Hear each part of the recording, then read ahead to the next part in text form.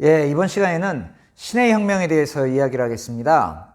신의 혁명은 19세기 중국이 개항한 이후에 태평천국운동부터 시작해서 태평천국운동, 양모운동, 병법자가운동, 그 다음에 의화단운동까지 중국에서 여러 가지 운동이 있는데 요거의 마지막 결정판이다라고 볼 수 있습니다.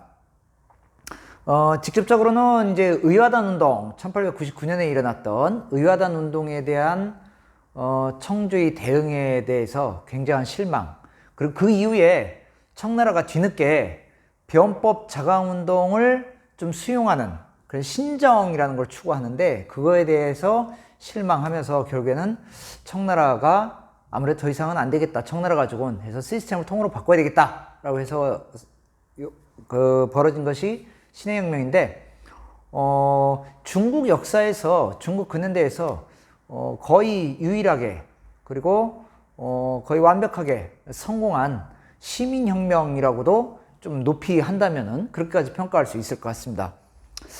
한번 볼게요. 배경 해가지고 왜 이게 일어나게 됐냐라는 거.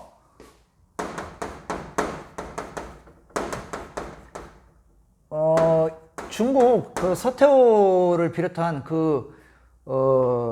구세력에 대한 신정에 대해서 굉장히 실망을 합니다. 특히 누가 실망을 하냐면은 중국이 좀 더 나아져야 된다라는 걸 생각을 가지고 있는 그 혁명파, 나중에 이 실망한 사람들이 혁명파로 다 들어오거든요, 신의 혁명에.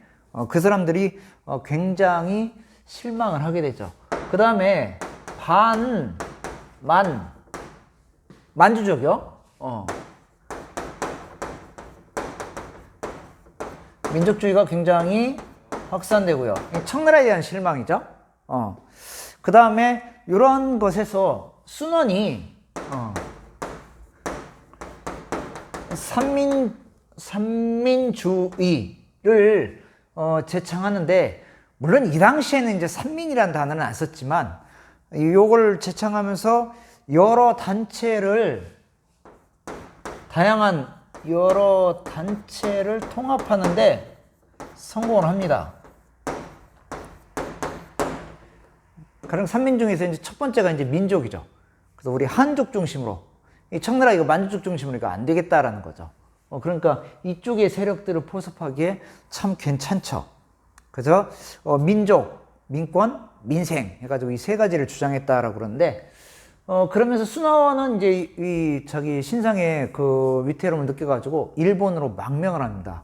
그래서 일본 망명한 상태에서 일본에서 결성한 것이 중국 혁명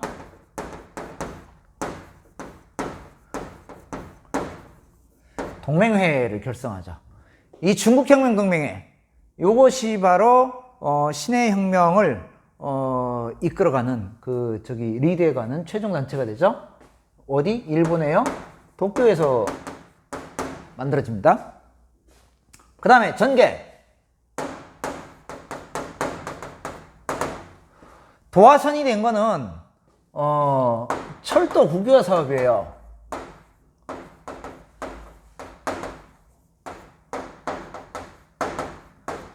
중국 각 지역에 있었던 그 철도를 갖다가 청나라가 전부 다 국유화하려고 했었죠. 국유화해서 그동안에 청나라가 외국과 맺은 조약이라든지 이런 데서 나온 배상금, 이런 것도 좀 감대 쓰고, 또 일본은 외국한테 이 운영권을 넘겨주려고도 했었던 것 같습니다. 그러면서 여기에 대해서 우창 지역에 신군이 봉기하게 됩니다. 각 지역에 이제 근대화 조치련에서 신군들이 있는데, 그 신군 중에서 우창 신군이 먼저 봉기를 하면서 각 성이 독립을 선언해요. 청나라 조정으로부터 우리 독립하겠다, 청나라부터 독립하겠다라는 거. 그러면서 이걸 총합해서 이끌어낸 것이 중화민국을 수립합니다. 수립하고 이 중화민국에서 임시 대총통을 순원이죠. 순원이 임시 대총통에 취임을 합니다. 전개되는 과정입니다. 요거 다음에 요거, 그 다음에 요거 이런 식으로. 그러니까 여기에 대해서 이제 청나라가 진압을 시도를 하죠. 진압 시도.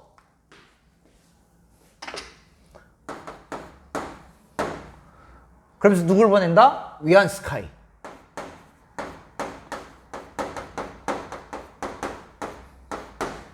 위안스카이 인물은 다음에 또 다시 한번 간단히 한번 살펴보겠습니다. 근데 이렇게 해서 위안스카이를 보냈는데 이 위안스카이를 순원이 만나서 회유를 합니다.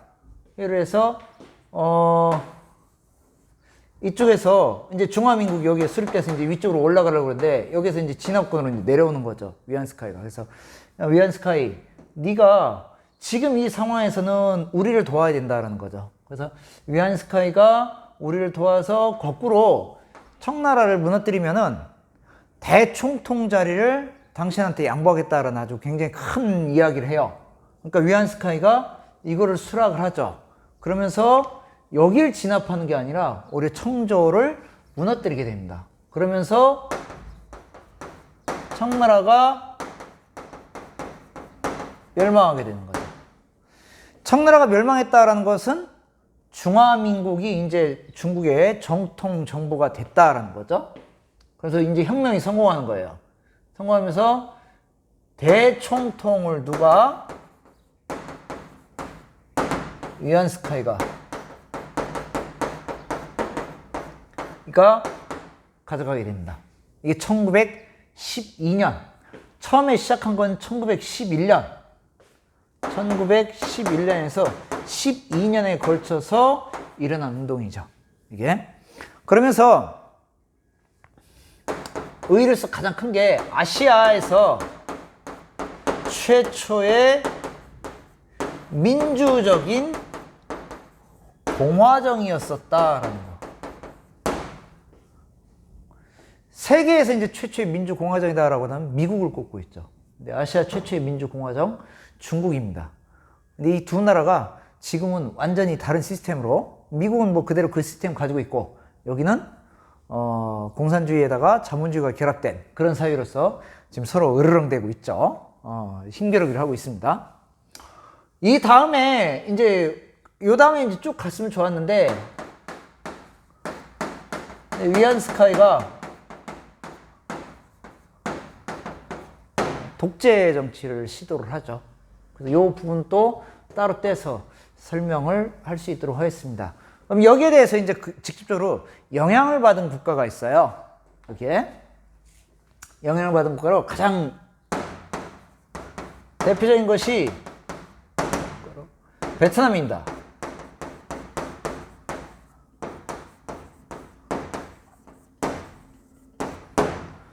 그래서 중국혁명 동맹을 그대로 본따서 만든 것이 베트남 광복회예요. 이게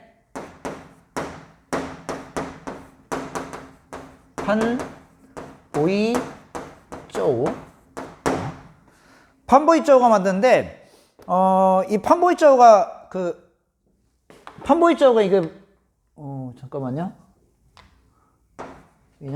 판보이쩌우가 만드는데 이 판보이쩌우는 판보이쩌우도 1905년 러일 전쟁 이후에 독립운동을 해가면서 일본에 가 있었죠. 그래서 일본에 가 있었던 이 순원하고 만나서 거기서 굉장히 큰 영향력을 받았다고 그럽니다.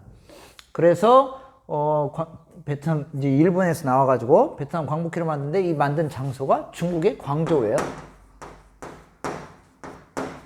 원래 광저우라든지 중국 남부 지역은 고대에 베트남 북부하고 같은 문화권이었죠. 남베시라는 국가가 처음에 그렇게 등장하고요. 그래서 광저우에서 만들어져서 베트남 광복회라는 것이 조직이 됩니다. 또 하나 이제 영향을 미친 곳이 몽골이에요. 몽골인데 외몽골이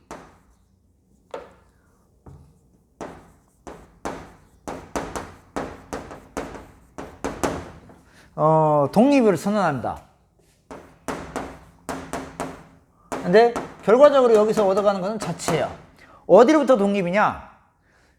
청나라로부터 독립이죠. 이 청나라가 위협을 받고 있으니까. 그다음 청나라가 무너지고 있으니까 이때 이제 독립해야 되겠다. 그래서 떨어져 나가는데 이제 성공을 하는 겁니다. 그래서 외몽골 독립선에서 이 자치를 얻게 되는 거, 이 과정은 중국의 신해 혁명의 영향을 그대로 받아요. 근데 실제 외몽골 독립이 돼요. 나중에 언제 되냐면은 이게 1924년에 독립하게 되는데 이 독립하는데 가장 큰 역할을 했던 것이 담딘 수흐 바타르라는 사람이 있어요. 이 사람은 이 독립 전에 1년 전에 죽는데 이 사람은 이때 외몽골 독립할 때 이제 그 외몽골 자치가 허용되니까 거기에 사관학교에 들어갑니다. 그래서 사관학교에 들어가고 우여곡절을 겪은 끝에 1917년에 이제 아주 살아가는 건 굉장히 막 우여곡절을 굉장히 많이 겪어요. 근데 1917년에 소련이 바로 몽골하고 붙어 있죠. 그 소련의 볼셰비키 혁명에 굉장히 큰 영향을 받아요. 그래서 그 영향을 받아서 이쪽에서의 독립을 몽골의 완전한 독립을 주장하면서 독립선언에 나서게 됩니다. 그래서 거의 외몽골을 독립하는데 99.9%는 담딘 수바타르가 다 해놓고 그 다음에 죽어요. 이게 그래서 외몽골이 독립하는데 직접 영향을 준 거는 소련 혁명입니다. 러시아 혁명이죠. 러시아 혁명. 러시아라고 하는 게 낫겠다. 러시아. 언제요? 1917년. 그렇게 해서 이 외몽골 독립은 조금 잘 봐야 된다. 그래서 그 자치를 얻게 되는 거 여기까지는 신해 혁명의 영향을 받았고, 그 다음에 완전한 독립을 한 데는 러시아 혁명의 영향을 받아가지고 몽골이 독립하게 돼서 오늘날에 이르게 됩니다. 예. 여기까지 신해 혁명 간단히 살펴봤습니다.